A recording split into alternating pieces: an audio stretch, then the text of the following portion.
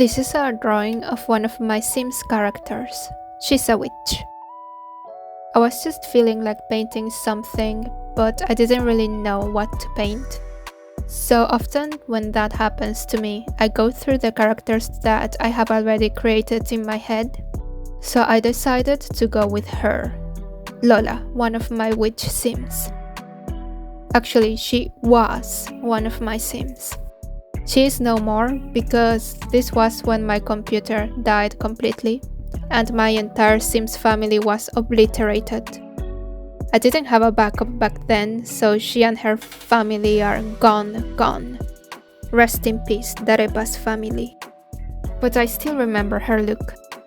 She had this light pastel purple hair color, and she used to dress in a countryside kind of manner. She was one of those country witches with the dried plants in the kitchen, dressed in country dresses with flower details. A nature kind of witch. A cottage kind of witch. Which is why I decided to draw her in this outfit, holding a bouquet of flowers. I wanted the illustration to be light and warm. I tried to use very soft, warm colors on the background. I am using gouache on watercolor paper. Lately I've been feeling like I want to get rid of this watercolor paper. I just don't like much the fact that it's so textured. I think it makes it hard to paint certain details. Like the texture gets in the way of the lines I want to achieve. But that's how I feel about it in the moment. Who knows, maybe in the future I'll change my mind and I will only feel like painting on textured backgrounds. I usually change my mind on a lot of stuff, and I'm pretty sure I'm not the only artist to do that.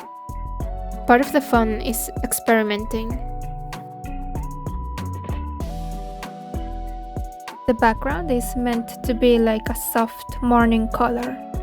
Because I am using my cheap gouache, still, it has taken a long time to cover the color. The white is the hardest thing to use because it's so transparent. It has caused me to give up on a lot of paintings. As in, I've had to try to change strategy, try to come up with a different way to achieve the end result, or calling works finished when I know they could look better if I had a nicer gouache.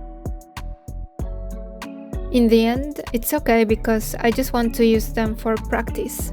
And once I've spent them all, my skills at painting would be better when using the nicer paints.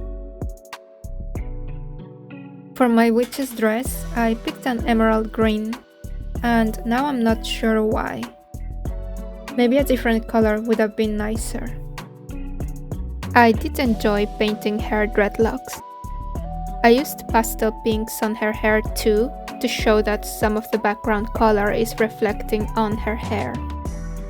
Actually, I did that with everything. Her skin color has some oranges, for example, and her shirt also has some of the yellow of the background, and some of the green of the dress too. I chose lavender for her bouquet because she has purple hair, so I wanted the flowers to sort of match the same hue, even though the purple in the flowers would be darker. Also, it's one of those flowers that it's always used inside the cottages. Like having dried lavender hanging is a pretty common thing, I think.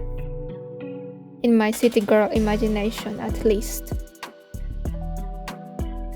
Overall, I'm not too happy with this illustration. I just feel like I had drawn her face so nicely, and I didn't manage to paint her well. Like the eyes are so different from what I started with. I feel like they looked better in the drawing. I mean, it's not too bad, but I saw it in my mind differently, is all.